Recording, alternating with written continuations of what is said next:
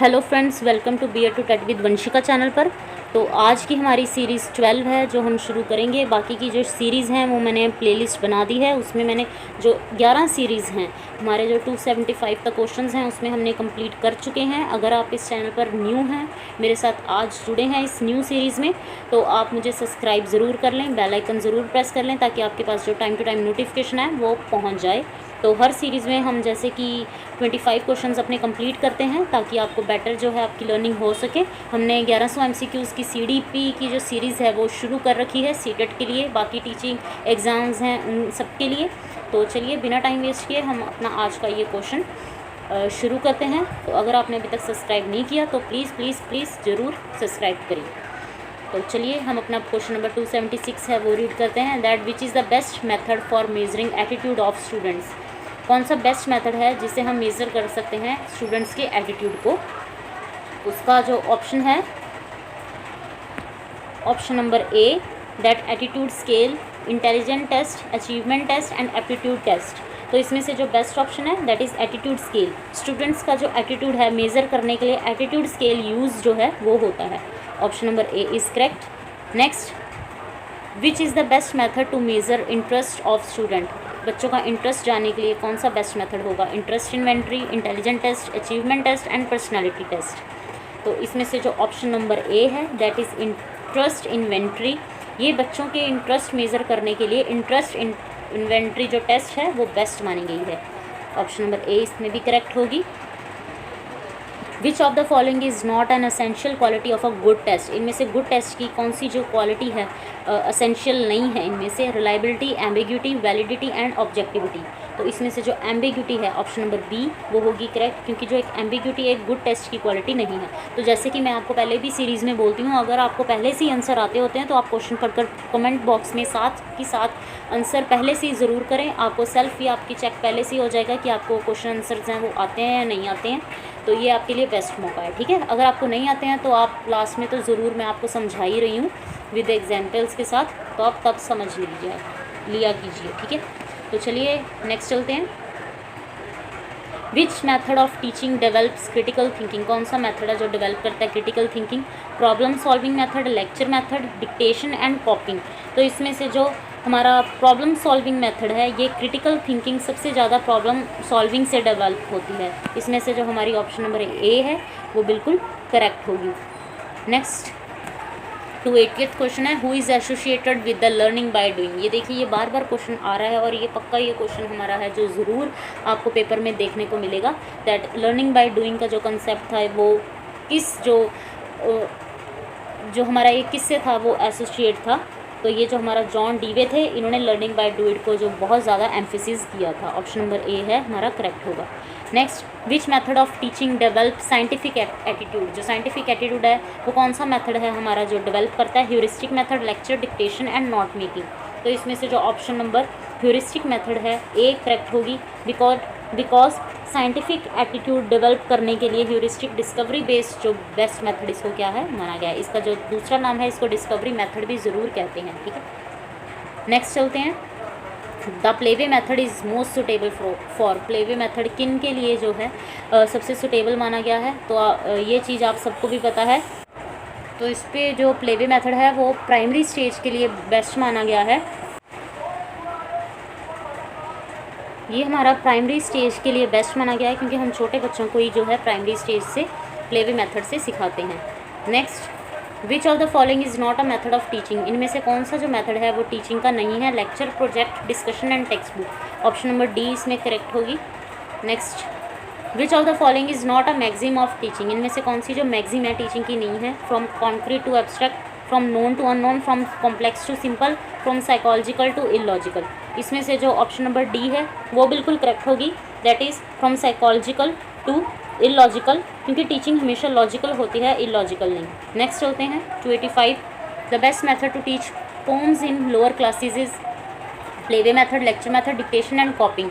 इसमें से जो प्लेवे मेथड है उसमें हम जो पोम्स हैं वो बच्चों को सिखाते हैं, ठीक है, उससे सिखाते हैं। Next, who is called the father of kindergarten system. Froebel, Pestalozzi, Rousseau and Montessori. तो इनमें से जो फादर माना गया है किंडरगार्टन जो सिस्टम है उनका किनको कहा गया है। फ्रोबेल को, that is option number A. Froebel को किंडरगार्टन सिस्टम का फादर जो है वो कंसीडर करते हैं। नेक्स्ट चलते हैं 287, which of the following is not an advantage of objective type test. इसमें से जो एडवांटेज नहीं है ऑब्जेक्टिव टाइप टेस्ट की, इसमें हमें बतानी है। Ensure objectivity, reliable scoring, covers wide content, encourages rote learning.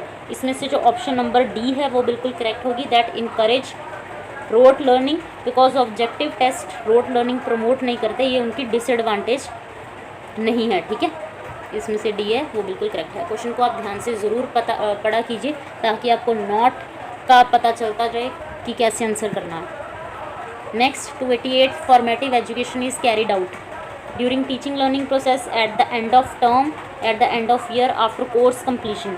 तो इसका जो आंसर होगा during teaching learning process A होगा, बिकॉज फॉर्मेटिव इवेल्युएशन टीचिंग के बीच होती है फॉर इम्प्रूवमेंट। इसकी ऑप्शन नंबर ए है वो बिल्कुल सही है।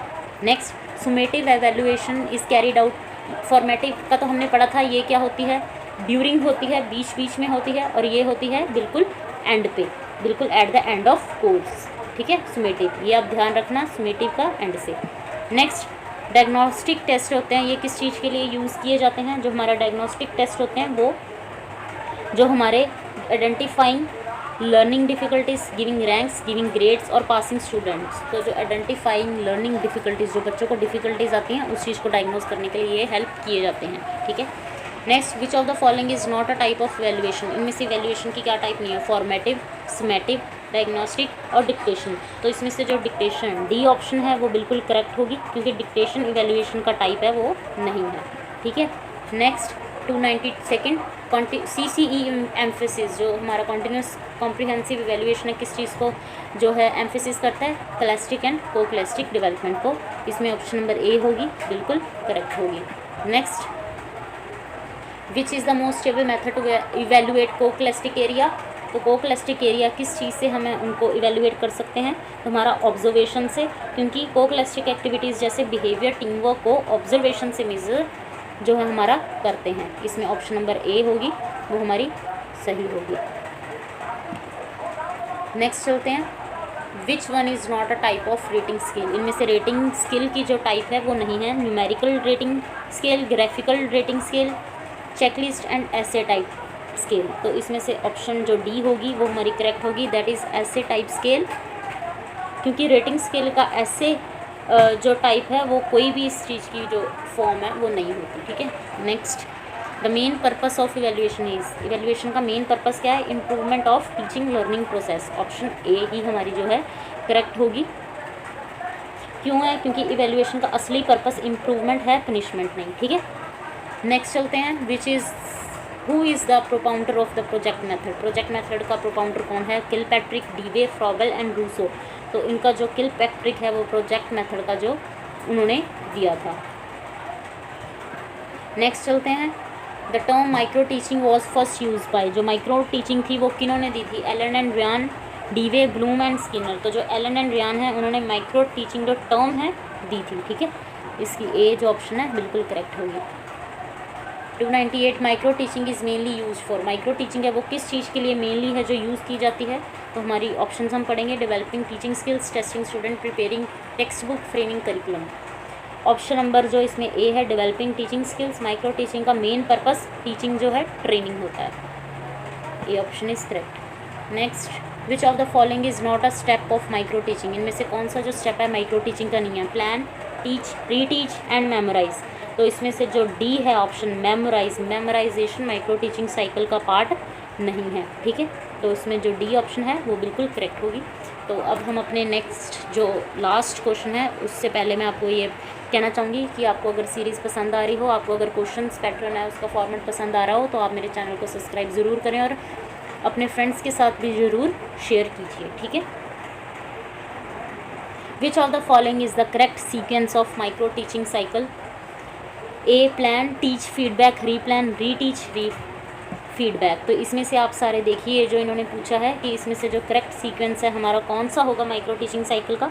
तो इसमें से जो ऑप्शन नंबर ए है, पहले हम प्लान करेंगे, देन टीच करेंगे, फिर बच्चों की फ़ीडबैक लेंगे, फिर उसको रीप्लान करेंगे, अगर कोई प्रॉब्लम आ रही है तो फिर उसको क्या करेंगे, रीटीच करेंगे और फिर उनकी फीडबैक लेंगे। ठीक है, तो इसमें से जो ऑप्शन नंबर ए है वो बिल्कुल करेक्ट होगा। तो ये थे आज के हमारे 300 क्वेश्चंस, 25 करके हमने कंप्लीट कर लिए हैं।